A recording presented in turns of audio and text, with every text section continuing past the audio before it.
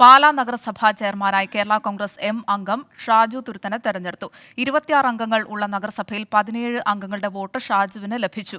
UDF അംഗം Prince VC തയ്യലിന് 9 അംഗങ്ങളുടെ പിന്തുണ ലഭിച്ചു.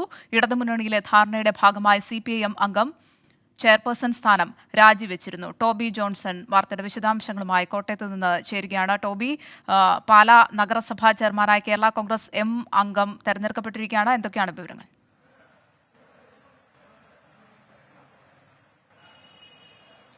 തീർച്ചയായിട്ടും വലിയ വിവാദങ്ങളാണ് പാലായിലെ LDF-ൽ നടക്കുന്നത്. പ്രത്യേകിച്ചും ഏറ്റവും അവസാനം എയർപോർട്ട് വിവാദത്തിൽ LDF-ലെ രണ്ട് ഘടകകക്ഷികൾ, അതായത് കേരള കോൺഗ്രസ് CPM തമ്മിൽ നേർക്കുനേർ പോരാട്ടം നടത്തുന്ന ഒരു സമയത്താണ് ഈ ഒരു തെരഞ്ഞെടുപ്പ്, മുൻധാരണ പ്രകാരമുള്ള ഒരു തെരഞ്ഞെടുപ്പ് വന്നത്.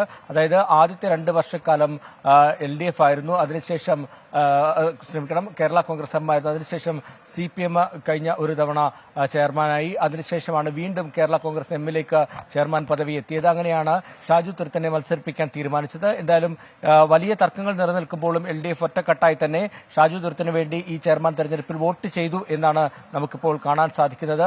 17 വോട്ടുകളും, അതായത് LDF-ന്റെ 17 വോട്ടുകളും, അതിൽ CPM, CPI, Kerala Congress M പ്രതിനിധികൾ എല്ലാവരും ഉണ്ട്. ആ 17 വോട്ടുകളും കൃത്യമായി LDF-ന് ലഭിച്ചു.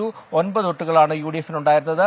ആ 9 വോട്ടുകൾ UDF-ന് ലഭിച്ചു. എന്തായാലും വലിയ പ്രശ്നങ്ങളൊന്നുമില്ലാതെ കഴിഞ്ഞ തവണ നമ്മൾ കണ്ടതാണ് LDF-ന്റെ കൌൺസിലർ ചെയർമാനാകാൻ വേണ്ടി നിന്നപ്പോഴാണ് വലിയ തർക്കങ്ങളൊക്കെ ഉണ്ടായത്. എന്നാൽ ഇത്തവണ അങ്ങനത്തെ തർക്കങ്ങളൊന്നുമില്ലാതെ സമാധാനപരമായിട്ട് തന്നെ ഈ തെരഞ്ഞെടുപ്പ് ടോബി ജോൺസണാണ് വാർത്തയുടെ വിശദാംശങ്ങൾ നൽകിയത്.